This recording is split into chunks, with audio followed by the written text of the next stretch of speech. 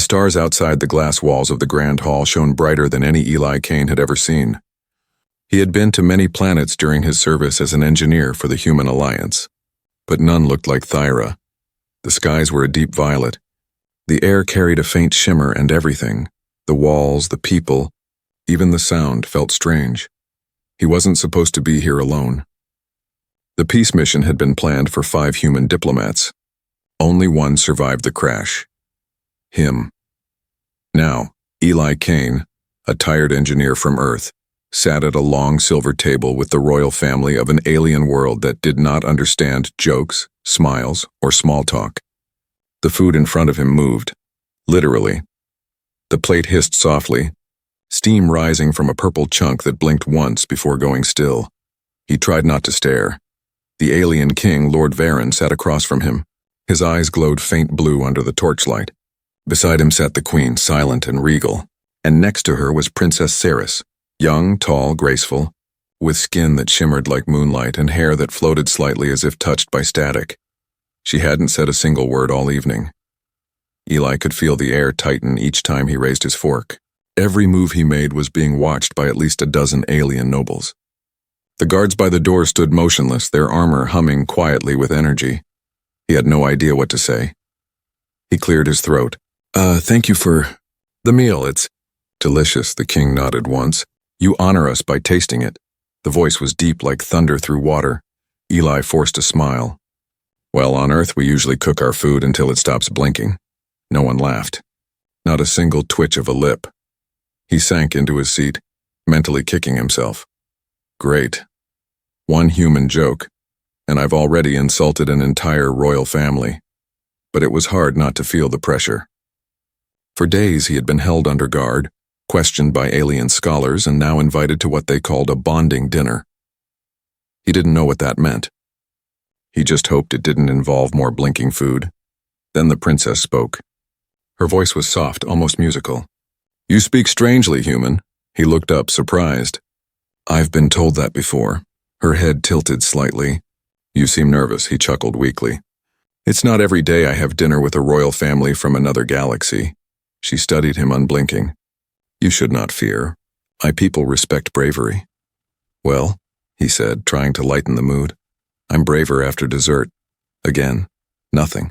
Not even a blink, he sighed quietly. Maybe humor didn't survive light years.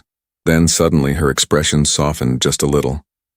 You are unlike the others who came before you. They hid behind their words, he hesitated. And what do you think I'm hiding behind? Her gaze met his, steady, sharp. Fear. He laughed, nervous and tired. Maybe, but I still showed up, didn't I? The corners of her mouth curved slightly. Perhaps that is bravery. A moment of silence stretched between them. The king and queen whispered to each other in their own language. Eli couldn't tell if that was good or bad. Trying to keep the air light. He smirked and said without thinking, You'd make a good wife. You know. The hall froze, every sound, every whisper, every flicker of flame, died. The queen's eyes widened. The king's hands tightened on the table. The guards raised their heads as if waiting for a signal. Eli blinked, confused. Wait, did I say something wrong?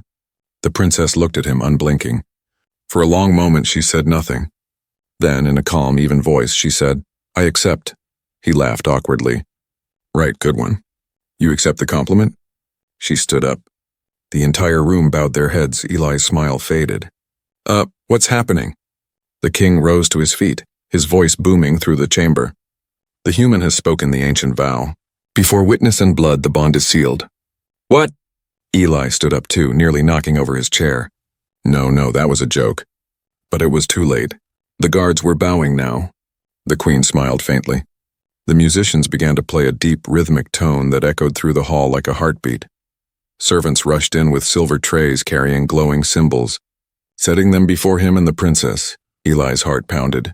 Okay, wait. I didn't mean it like that. On Earth, that's just like something people say. Ceres looked at him calmly. You spoke the vow. The stars have heard it. I was kidding, he said desperately. It was a joke? She asked softly. We do not have that word. The king stepped forward. Human, the bond of union between Thera and Earth is now made. You will be honored among us. Tomorrow we begin the joining rites. Eli's mind spun. He looked at the faces around him, all smiling, nodding, celebrating, and realized no one understood what he was trying to say. A translator drone buzzed quietly near his ear. Its metallic voice whispered, "You have spoken the marriage declaration. Refusal equals insult. Insult equals war." His blood ran cold. "You're kidding." The drone blinked red. "No translation found for kidding." The music grew louder. The aliens began chanting. Saris turned to him, her silver eyes glowing faintly. "Do not fear, Eli Kane, you have chosen well." "I didn't choose anything," he hissed, backing away. But two guards blocked his path. The king raised a cup of glowing liquid. "To the Union of Worlds!" The hall erupted in cheers. Eli stood frozen, heart racing, mind screaming. How the hell did this happen? He had made a joke, one stupid, harmless joke, and now he was apparently engaged to an alien princess. Outside, fireworks burst across the violet sky. The people of Thyra celebrated their new bond with humanity. And somewhere deep in the palace, messages were already being sent to other worlds. The human alliance has claimed the princess of Thyra. The age of unity begins. But in the shadows beyond the palace walls, another message went out, one that would soon reach the ears of the Empire's enemies. Earth seeks to control the royal bloodline of Thyra. By morning, fleets would be moving. And Eli Kane, the man who only wanted to survive a peace mission, had just started a war with a joke. The night after the royal dinner, Eli Kane could not sleep. The walls of his new guest chamber glowed softly, reacting to his heartbeat. Every time his pulse quickened, the walls pulsed too, like the room was alive, watching him. He sat on the edge of the bed, head in his hands. "A joke," he muttered to himself. It was just a stupid joke. Through the tall window, he could see the city of Thyra Prime stretching to the horizon.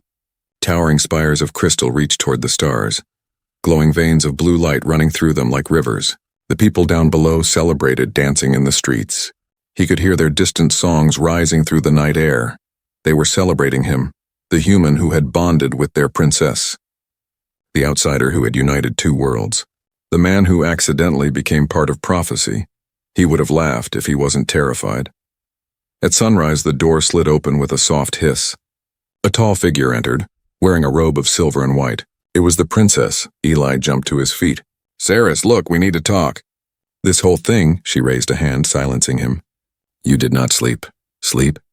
He laughed nervously. "How could I sleep when half the galaxy thinks I proposed?" Saris studied him with calm eyes. "You spoke the vow. Our laws are old. To break them would mean dishonor. My father cannot undo it." Eli ran a hand through his hair. "I wasn't trying to marry anyone. It was sarcasm." She tilted her head slightly. "Sarcasm," she repeated carefully. "A human word. Meaning false truth spoken with humor?" "Yes, exactly." "I was joking." Saris's expression didn't change. "We do not joke on Thyra. Words shape energy.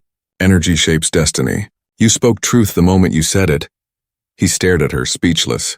"You mean you think words have power?" "They do," she said simply. He sighed. "Then I'm doomed." Saris stepped closer, her silver hair floating slightly in the air. "You fear me," Eli hesitated. "I fear misunderstanding you." Her lips curved into the smallest smile. "Then you are wiser than most humans." For a moment her expression softened, almost sad. "I did not expect you to be kind. And what do you mean?" he asked quietly. "The others before you," she said, "came with weapons and lies. You came with laughter." Eli blinked. "Wait, others? You've met humans before?" Her eyes shifted, glowing faintly blue. "Long ago. Their ships crashed here during the first expansion age. They were different from you, harder, crueler." He swallowed. "I didn't know humans ever came this far." "They came," she said, "and they never left." Before he could ask more, the door slid open again. A guard entered and bowed deeply. "Princess, the council awaits. They wish to confirm the bond before the galaxy." Saris turned to Eli. "You must come. If you deny me before them, it will be seen as betrayal." "Betrayal?" His voice cracked. "I didn't even say yes." She stepped closer until he could feel the faint hum of energy coming from her skin. "Then say it now," she whispered, "or my people will take your silence as an insult, and the blood of two worlds will fall on your name." He stared at her. "You're threatening me?" Her eyes softened. "No, Eli Kane, I'm warning you." The council chamber was massive, an open circle surrounded by floating platforms where alien nobles sat like silent statues. Above them, a holographic star map shimmered, showing thousands of glowing systems. Eli stood in the center beside Ceres. Every gaze was on him. The king sat on a raised throne, his voice echoing. By the bond of vow the union is made. Let the human speak his truth. Eli swallowed hard. Your Majesty, I appreciate the honor, but there's been a misunderstanding. Murmurs rippled through the chamber. He tried again. Where I come from, words like "you'd make a good wife" are jokes, friendly words, not vows. The nobles whispered louder now. Some laughed quietly. Others looked furious. Ceres watched him, face unreadable. The king leaned forward. Human, do you deny the vow before witness and star? Eli's heart raced. The translator drone whispered near his ear again. Caution. Denial equals insult. Insult equals war. He froze. The silence stretched. Ceres spoke suddenly, her voice calm. He does not deny. He only speaks his confusion. His heart accepts, though his tongue resists. The crowd quieted. She turned to him. Is that not true, Eli Kane? He stared at her. Something in her tone, gentle yet commanding, held him still. He felt trapped, but also seen. I don't want war, he said finally. If my words cause this, then I'll do what I can to fix it. The chamber erupted in approval. The king smiled for the first time. Then it is settled. The bond shall stand. Ceres bowed her head. As it was written. After the council dismissed, Ceres walked beside him through the long crystal hallway. He could still hear the nobles chanting his name in the distance. Eli turned to her. You could have told them the truth. I did, she said softly. Truth is not always the same as words, he frowned. You manipulated me. Perhaps, she said. Or perhaps I protected you. He stopped walking. Protected me? From what? She looked toward the window where dark ships hovered in the clouds. From the ones who would kill you for refusing me. Eli followed her gaze. The ships were black, their shapes sharp and unfamiliar. They are not of Thera, she said quietly. They wait for any excuse to strike. Who are they? He asked. The Dravith Empire, she replied. Old enemies. They see this union as a threat to their control. He rubbed his temples. So, if I reject you, it's war. If I accept you, it's still war. Exactly. She turned to face him again. But only one of those choices gives us a chance to survive. He looked into her glowing eyes. Alien, beautiful, unreadable. You really don't joke, do you? No, she said softly. On Thyra, love and war are the same thing. That night, Eli lay awake again. The city lights pulsed in the distance like stars breathing. He wasn't sure if Ceres was using him, saving him, or both. But one thing was clear. He was now part of something far bigger than himself, and when the moonlight hit the horizon, he saw it. Fleets gathering beyond the planet's ring. Engines burning red. The war had already begun because of one human joke. The celebration lasted for 3 days. Fireworks filled the violet skies, and the people of Thyra sang songs about the union of stars. Everywhere Eli Kane went, faces turned toward him with awe and respect. They called him Starbound Consort, chosen of the princess, the human of the prophecy. He wanted to throw up from his balcony. Eli looked down at the glowing city below. Drums echoed through the night, and light shows painted his face in strange colors. The scent of burning incense filled the air. Behind him, the chamber doors opened. You should rest, said Princess Ceres. Her voice was calm as always, but her eyes studied him closely. Tomorrow the council will name you co-regent. You will sit beside me as the bridge between our species. Eli turned sharply. Co-regent? No, absolutely not. I'm not a ruler, I'm an engineer. I fix machines, not politics. Ceres walked closer, her silver gown whispering against the floor. You cannot refuse. The bond makes you part of the royal line. The people expect their bonded pair to rule. He laughed bitterly. A few days ago I was fixing fuel lines on a starship. Now I'm expected to lead a civilization? Your words carry power now, Ceres said quietly. Every system listens. That's the problem, he muttered. They shouldn't. Later that night, Eli tried to sneak out. He had memorized the palace corridors after 2 sleepless nights of pacing. The guards changed shifts every 6 hours. The southern hangar was less guarded. He could reach a shuttle, maybe contact the Human Alliance, maybe go home. He moved quickly through the glowing halls. ducking behind pillars, heart pounding. But when he reached the hangar, a familiar voice stopped him. "Going somewhere, husband?" He froze. Siri stood by the doorway, hands clasped behind her back. The moonlight hit her hair, making it shimmer like liquid silver. Eli sighed. "You're not supposed to sneak up on people like that." "You are not supposed to flee your own coronation," she replied. "I didn't ask for this." He snapped. "I didn't ask to be your husband, or your bridge, or your stupid symbol of unity." She didn't react to his anger. Her eyes were steady, sad almost. "You think I did?" He stopped. "What?" "My people chose you," she said. "Not me," he frowned. "What do you mean?" Saris walked closer. "For years the High Council pressured me to bond with someone of power. A warrior, a noble, but I refused. I wanted peace. Then you came, a stranger who spoke without fear, who joked in the face of death. The council called it fate." Eli's voice softened. "You could have told me. Would you have stayed?" He looked away. "No," she nodded slowly. "Then I was right not to." The ground shook suddenly. A deep, distant boom rolled through the sky. Eli looked up at the hangar windows. In the distance, streaks of fire crossed the horizon. "What was that?" Sarah's calm expression vanished. "They've come sooner than expected." "Who?" "The Draveth Empire," she said. "They believe your union is an attempt by Thyra to ally with the Human Alliance. To them, this marriage is a declaration of war." Eli stared in shock. "But Earth doesn't even know what happened here." "It doesn't matter," she said. "They will not ask before they strike." Outside, explosions lit the sky. The city alarms began to wail, long and haunting. Saris grabbed his arm. "We must go to the vault." "What's in the vault?" "The reason I accepted your vow," she said. The vault was deep beneath the palace, past layers of security drones and shimmering force fields. The air smelled of old stone and metal. Ancient markings covered the walls, glowing faintly as Saris approached. She placed her hand on a circular panel. It scanned her palm and pulsed. "Access granted, royal bloodline." The door slid open, revealing a massive chamber filled with broken machines, old, rusted, and covered in dust. "What is this place?" Eli whispered. "Remnants of the first expansion," she said. "Your people were here once, long ago. They built these machines with my ancestors. Together they created a defense network that could shield entire planets." Eli's eyes widened. "Wait, humans built this?" "Yes," Saris said.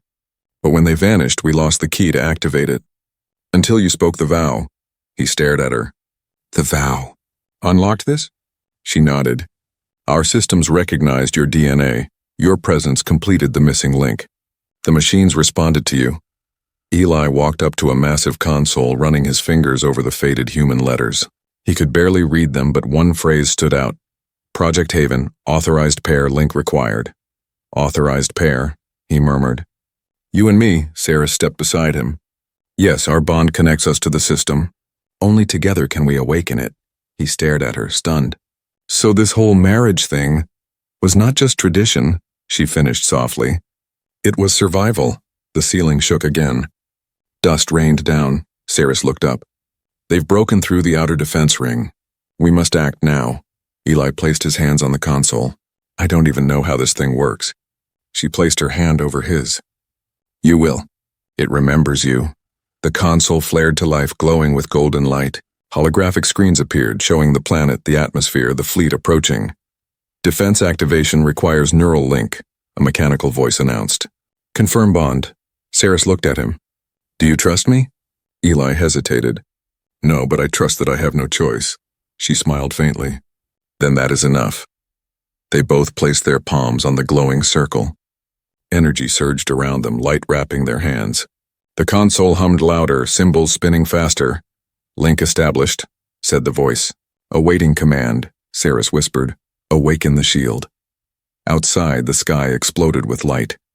A giant ring of energy formed around the planet, deflecting the first wave of enemy missiles. The people of Thera looked up and cheered as their world glowed with protective fire. Eli collapsed to his knees, exhausted. "Did it work?" Saris smiled. "Yes, for now." He looked up at her. "You used me." "I saved us," she said simply. "And I saved you too." He stared at her for a long moment. "Then what now?" She looked toward the ceiling, where the sound of battle still echoed. Now, husband, she said quietly, we prepare for war. The world outside burned like a dying sun. From the palace balcony, Eli Kane watched the sky ripple with streaks of light. Draveth warships breaking through the outer defense line. The planetary shield flickered, humming under strain. He could almost feel its heartbeat falter in the air. The people of Thyra cheered his name below, believing their new bonded human had saved them. They didn't know the truth, that the shield was only half awake. Without the full key, it would fail within hours, and the missing half was hidden inside the woman he barely understood, Princess Ceres, his accidental bride, his unwilling partner, his only hope.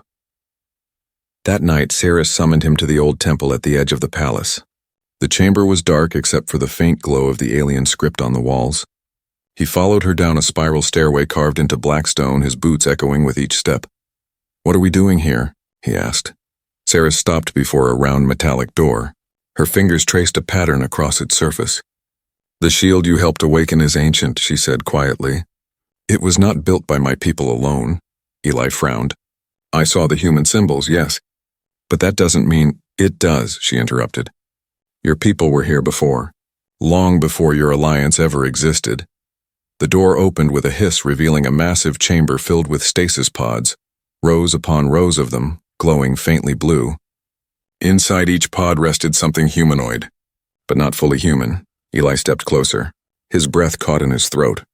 "What are they?" Ceres walked between the pods. "They are the first ones, hybrids born from both our kinds." He stared at her in disbelief. "That's impossible. Humanity never had contact with your species before now." She turned toward him, her silver eyes glowing brighter. "You are wrong, Eli Kane. We share the same beginning." She moved to one of the pods and placed her hand against the glass. The being inside looked peaceful, its features almost human, except for the shimmering lines of light under its skin. "This is my mother," she said softly. Eli froze. "Your mother?" Ceres nodded. "She came from Earth more than 200 years ago. Her ship was part of a lost exploration fleet. The humans called it Odyssey 9. Eli's stomach tightened. "I've heard that name." "They vanished near the outer spiral. No one ever found them." "She survived," Ceres said. "The crash brought her here. My father, King Varen, found her. They fell in love. Their union changed both our species." Eli took a slow step back. "So you're half human," she finished for him. Silence filled the chamber. The hum of the pods echoed like whispers of ghosts. Eli's voice was quiet. "Why didn't you tell me?" Ceres lowered her hand. "Because you wouldn't have believed me, and because my people cannot know. To them, purity is sacred. If they discover my mixed blood, I will lose everything, my crown, my life, and the trust of my world." He stared at her. "You hid your humanity, even while marrying a human." Her expression softened. "I had no choice. I needed you, Eli. Not as a husband, but as a key." He looked at the rows of pods again. "A key to what?" Ceres gestured toward the far wall, where a massive machine pulsed faintly with blue light. "This is the heart of Haven, the core of the defense system your ancestors built. It recognizes both bloodlines, one of Thyra, one of Earth. Without both, it cannot fully awaken." Eli's voice was low. "So the vow was part of the system?" "Yes," she said. "The ancient link requires a bond, two beings connected by choice or fate. When you spoke those words, you unknowingly completed what my mother began." He shook his head slowly. "So I didn't just marry into your family. I activated a weapon." Ceres looked away. "Not a weapon, a guardian. But it has been sleeping for centuries." Suddenly, a deep rumble shook the ground. The temple lights flickered. A guard rushed down the stairs, breathless. "Your Highness, the shield is failing. The Draveth fleet is descending." Ceres turned to Eli. "It's too soon. The system isn't ready." Eli clenched his fists. "Then tell me how to fix it." Her eyes met his. "You can't fix it, unless you accept the bond completely." "What does that mean?" "It means surrendering part of your mind to the heart of Haven. You'll share thoughts, memories, your very essence with me. Forever." He stared at her, heart pounding. "You're asking me to link our minds?" "Yes," she said softly. "If we do not, both our worlds will burn." Eli stepped closer, staring into her glowing eyes. He could see a faint shimmer moving across her skin now, lines of light forming like circuits. "Ceres, Are you changing? Her voice trembled slightly. The human part of me grows weaker when the heart stirs. It calls to me. It wants to finish what my mother began. Then we do it, Eli said. We finish it together. She blinked, surprised. You trust me now? He smirked weakly. Not really. But I trust that you're too stubborn to let me die. For the first time she laughed, a soft musical sound that filled the cold chamber with warmth. Then come, husband, she said. Let us wake the stars. They approached the heart of Haven. The air around it hummed like thunder. They placed their hands on opposite sides of the core. The lights pulsed faster, reacting to their presence. A deep voice echoed through the room. Dual signatures confirmed human and Therian. Bond integrity, unstable. Initiate fusion? Cirrus whispered. Say yes. Eli took a deep breath. Do it. Fusion initiated, light exploded outward. For a brief moment, Eli saw everything. His memories, her memories, two lives merging into one stream. He saw Cirrus as a child, alone in a crystal garden. He saw her mother's ship crashing through storm clouds. He felt her pain, her fear, her loneliness. And then he felt something else. Her heart, steady and real. The light faded slowly. When he opened his eyes, Cirrus was kneeling beside him, breathing hard. Their hands still glowed faintly, connected by a thin line of light. It's done, she whispered. Outside, the sound of explosions ceased. The sky turned golden. The heart had awakened. But as the world above cheered, Eli noticed something strange. The glow under Cirrus's skin was spreading. Brighter, faster. He reached for her hand. Cirrus, what's happening? Her smile was faint, but her eyes were distant. The heart is alive again. But it's drawing from me. What do you mean? Her voice trembled. To keep the shield active. One of us must remain linked forever. Eli shook his head. No, we'll find another way. She touched his cheek. You brought life back to my world, Eli Kane. Let me give something in return. Don't you dare, he said. We did this together. We finish it together, but she only smiled sadly. Then remember this, husband. The blood of Earth and Thera is one. Whatever happens next, we are not enemies. And before he could speak, she turned toward the heart, stepping into the golden light. The door sealed behind her. The shield flared to full power. The invaders vanished in fire, and the woman he never meant to love disappeared into legend. The world did not fall silent when Cirrus vanished. It roared. The heart of Haven awakened with a scream of light, sending shock waves through the clouds and burning the enemy fleets to ash. Thousands watched from below as the golden flare swallowed the sky. The shield shimmered pure and flawless, sealing the planet like a god's embrace. And when the light faded, Eli Kane stood alone in the ruins of the temple. Surrounded by humming machines older than any empire, the air smelled of ozone and stone. The floor beneath his boots vibrated with power. The heart was alive again, but Cirrus was gone. For days, Thyra celebrated. Bells rang through crystal towers, and the people chanted her name and his. Cirrus and Eli, bond of stars. Cirrus and Eli, saviors of worlds. To them, their princess had become a legend, a guardian spirit now merged with the planet's core. To Eli, she was a ghost he could still hear in the hum of the machines. He refused the throne. He refused the crown, but they would not let him go. Every council meeting began with praise and ended with questions he couldn't answer. How did you activate the heart? Can it be used again? Can you do it without her? He wanted to scream. Every question cut deeper because he didn't know. He wasn't a prophet or a hero. He was an engineer who made a joke, and now carried the burden of a dead princess and a living world. One evening, as he wandered through the vault below the palace, he noticed something strange. The heart pulsed once, faint, almost like a heartbeat. Cirrus? He whispered. No answer. Only the hum of energy in the air. Then, a flicker. Holographic lines appeared on the walls, human letters mixed with alien runes. He stepped closer. The message was incomplete, fragmented, but one phrase stood out clearly. Pair link active, remnant mind online.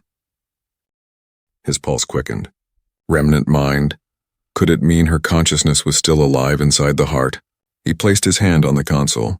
Cirrus, if you can hear me, the chamber lights flared. A soft voice echoed through the room, distant and static. Eli, he froze. Cirrus? System, unstable. Time's short. Where are you? In the core, she said faintly. Half of me remains here. The rest is... Her voice broke, static replacing words. You must protect the link. They will come for it. Who? He asked, his voice shaking, but the light dimmed. The connection was gone. Eli stood there in silence, hand trembling. He wasn't imagining it. She was still somewhere. Hours later, alarms screamed across the palace. The sky turned crimson. The Draveth Empire had returned. This time, their ships didn't attack from orbit. They slipped through wormholes, bypassing the shield's outer layers. Smaller, faster, smarter. Eli ran to the command tower. The generals shouted orders, but panic filled the air. The northern hemisphere is breached, one cried. They've landed near the capital. Another officer turned to Eli. The heart is failing again. We need your command, only you can stabilize it. Eli stared at the glowing map. Red dots spread like blood across the planet. He felt his chest tighten. We'll never hold them off by defense alone. Then what do you suggest? He looked at the glowing console before him. We take the fight to them. He descended once more into the heart's chamber. The machine greeted him with golden light, almost as if it recognized his voice.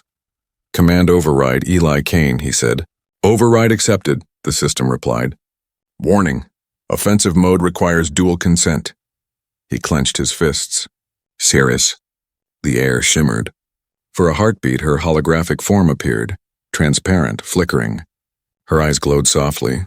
You shouldn't be here, she said. He smiled faintly. You really think I'd let you fight alone? This isn't your war. It became mine the day I opened my mouth. She looked at him for a long moment, her expression unreadable. Then she whispered, If we do this, there's no going back. I know, he said. Let's finish it. The heart roared to life. Rings of energy spiraled from the core, spreading across the planet. The ground trembled as the defense grid reconfigured itself. Towers of light erupted across the continents. Old weapons built by humans long forgotten. From orbit, Draveth ships opened fire, but the beams bent away, deflected by the new surge of energy.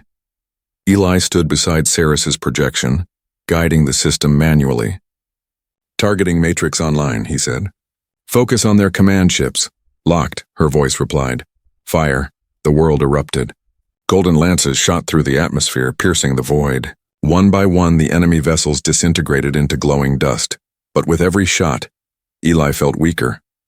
The link between him and Ceres burned like fire in his veins. His vision blurred. Stop, she said. You can't hold it much longer. He gritted his teeth. Not until it's done. Eli, if you die, the link dies with you. The heart will collapse. He smiled faintly. Then I guess you'll have to stop me yourself. For a moment she looked almost human again, worried, alive. You stupid, stubborn man, she whispered, and then together they unleashed one final blast. The light blinded him. When the silence returned, the Draveth fleet was gone. The sky was clear. The war was over. Eli woke in the medical bay days later, weak but alive. The doctors called him the human savior. The people called him King of Two Worlds. He refused both titles. He only wanted one thing, to find her again. Late one night, he returned to the heart's chamber. The machines were silent now, their glow dim and calm. He placed his hand on the console once more. Ceres? He whispered. A faint voice answered like wind through glass. Still here, he smiled, tears in his eyes. I thought I lost you. You can't lose what you're still bound to, she said gently. I am part of this world now, and part of you. He closed his eyes. Then I'll stay too. No, her voice said softly. You must live. The worlds need you, both of them. Will I ever see you again? There was a long pause. Then her voice whispered, Look to the stars, husband. I'll always answer when you do. The heart pulsed once, bright, steady, alive. And as he walked out into the dawn light, Eli Kane realized something simple and terrible and beautiful. He had started a war with a joke, but he ended it with love. The war was over, but the silence that followed was not peace. For weeks, Thyra's skies glowed with the faint shimmer of the heart's shield, slowly dimming as the world healed. Cities rebuilt, songs of victory echoed across the oceans, and the people carved statues of their fallen princess and her human consort. But Eli Kane felt no victory. He wandered the marble corridors of the royal palace like a ghost in his own legend. The faces that once smiled at him now looked away in silence, bowing in reverence or fear. To them he was no longer human. He was something else, a man touched by the divine light of the heart. Every night he dreamed of Ceres, her laughter, her voice, the way she looked at him before she vanished into the golden light. And every morning he woke up to a world that called him savior. He would have given all the medals and glory away for one real moment with her again. Then, one night the heart of Haven spoke to him. It began with a whisper, a soft hum that pulled him from sleep. He followed the sound through the empty palace, down the spiraling stairs to the vault beneath the surface. The moment he entered, the machine stirred. The golden veins of the chamber glowed, spreading outward like the planet itself was waking up. He stepped closer. "Ceres?" No answer, only light. Then a deeper voice echoed from the core. "Unit Ceres V1 conscious fragment detected. Synchronization level critical." Eli froze. "Wait, she's still here?" The voice continued. "Primary consciousness expanding. Legacy protocols initiated. The architects awaken." The floor shook. The ancient walls shifted, revealing carvings he had never seen before. Humans standing beside Therians, building colossal rings around stars. His breath caught in his throat. The architects, they were real. Ceres had spoken of the first ones, the builders of the heart. He thought they were myth. But the carvings told the truth. Long before the human alliance, before the Therian empire, both races had been one, and they had built something far greater than a shield. A hologram appeared above the console. It wasn't Ceres this time, it was something older. A woman's face, human and alien at once, her voice layered with echoes of thousands. "We were the makers of Haven. We bound our worlds as one. But when pride divided us, the stars burned." The hologram shifted, showing images of battles across galaxies, of fleets burning, of planets torn apart by energy storms. "To preserve what remained, we built the heart, half on Thyra, half on Earth. One cannot live without the other." Eli's chest tightened. "You mean there's another heart? On Earth?" "Yes," the hologram said. "Dormant, forgotten, waiting." He stepped closer. "Then we can reconnect them, restore the link." "Not yet," the voice replied. "Balance is broken. One mind remains within the heart of Thyra. To awaken the second heart, both halves must reunite." Eli's voice trembled. "You mean her and me. The bond of blood and vow. The bridge of two worlds." The ground rumbled. The heart glowed brighter, as if responding to their words. Suddenly, the hologram flickered and vanished. The console erupted in sparks. A surge of energy shot through the air, knocking Eli to the ground. When he looked up, a familiar voice echoed softly, faint but alive. "Eli?" He scrambled to his feet. "Ceres." Her image appeared, translucent, eyes glowing like distant stars. "You shouldn't have come here." "You called me," he said. "The system said your fragment was expanding. You're still part of the heart." She smiled sadly. "For now. But the heart is changing. It's reaching beyond Thyra toward Earth. Something is awakening on your home world." "What?" "Another signal," she whispered. "Old human. Sleeping for centuries." He stepped closer to her projection. "Then we'll go there. Together." "You can't," she said. "If you leave, Thyra's heart will die. If you stay, Earth's heart may destroy itself trying to connect. So either I let your world fall or mine." She nodded. The architect's design was never meant for broken races. Eli slammed his fist against the console. "No, there has to be another way." "Maybe," she said softly. "But it will cost you everything." "I've already lost everything," he muttered, her expression softened. "Not yet, Eli, you still have a choice." "What choice?" She raised her hand and a faint sphere of light formed in her palm. "A merge. You and I become one, not body, not soul, energy. A single consciousness to bridge both hearts. You'll never return as you are, but you'll unite the worlds forever."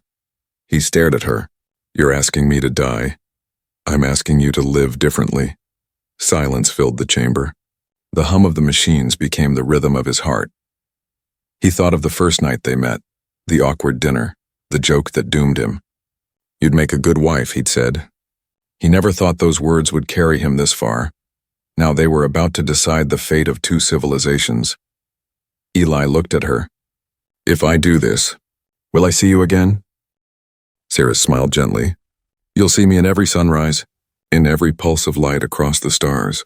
You'll be me, and I'll be you." He took a deep breath, then stepped forward. "Then let's finish what we started." The heart responded instantly. The chamber filled with light so bright it burned through every shadow. Their hands touched, flesh against energy, and the world dissolved.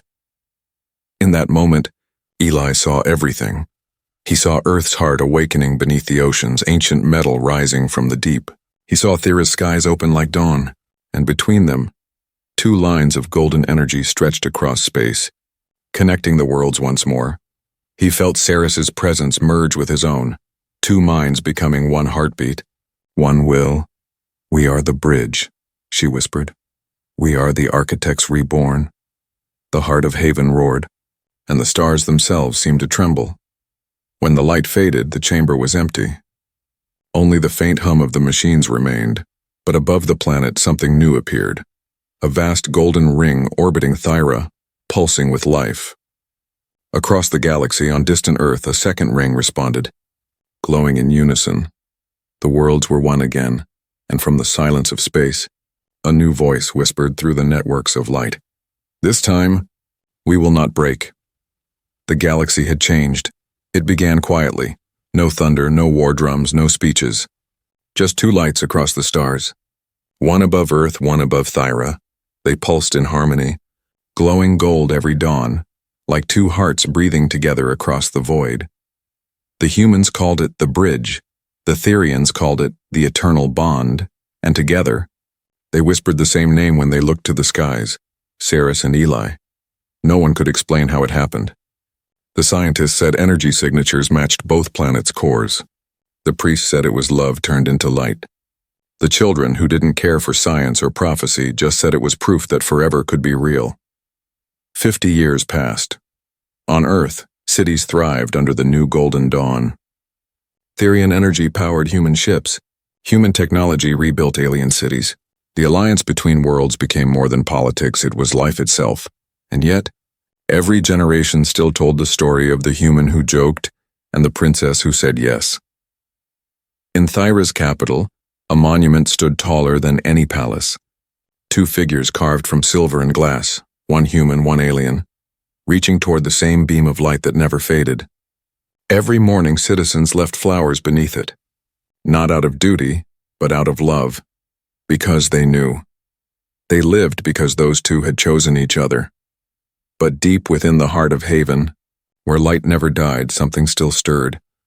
The golden core pulsed slowly, like a heartbeat under layers of crystal and time, and then words began to whisper through the circuits carried by energy and memory. "Eli, do you think they remember us?" The answer came like a warm laugh. "You still ask that after all these years?" Her voice, calm and amused, replied, "It feels different now. They've grown without us. That's the point, isn't it?" he said. "To make sure they don't need saving anymore." The voices belonged to no living being. They were echoes, consciousness woven into the heart itself. Ceres and Eli, two souls fused into something beyond life, beyond death.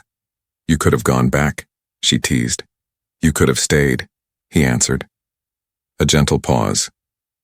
"You'd make a good husband," she whispered. "Too late," he said, "already taken." And somewhere deep in the core she laughed, a sound like sunlight breaking through clouds. Above the twin worlds, the bridge shimmered brighter that night. Every ship in orbit saw it. Every scanner registered a sudden surge of energy. On both planets, children pointed to the sky as the rings glowed gold once more. Across communication channels, thousands of voices spoke the same words at once, as if carried by instinct. "We are one." The bridge answered with a pulse of light, one that spread outward, touching nearby systems, carrying data, warmth, hope, a message written in energy. The last message Eli and Ceres left behind. Where laughter began, unity endures. Centuries later, historians argued whether Eli Kane had truly existed. Some said he was myth, a symbol for peace. Others claimed to have found fragments of his ship buried beneath Thyra's sands. But none could explain the pulse that still connected both worlds. It never weakened, never failed, never dimmed. It sang every sunrise, and in that song some said they could still hear two voices, faint but clear. "Do you still think it was a mistake?" Only the best one I ever made. In the end, the galaxy did not remember Eli Kane as a warrior, nor Ceres as a queen. They were remembered as something greater. Two beings who turned an accident into eternity. A human joke became the bond that ended wars, healed worlds, and taught entire species that words, even foolish ones, could reshape the stars. The story spread from planet to planet, translated into 100 tongues, told beside campfires, across starships and in classrooms. Every time it ended, children would ask the same question: did they ever meet again? And every storyteller, no matter their world, smiled and pointed to the sky, where two golden lights still pulsed in perfect rhythm. Look closer, they'd say. They never left. Thus ends the legend of Eli Kane and Ceres of Thera, two hearts bound by a joke and a promise that outlived time itself.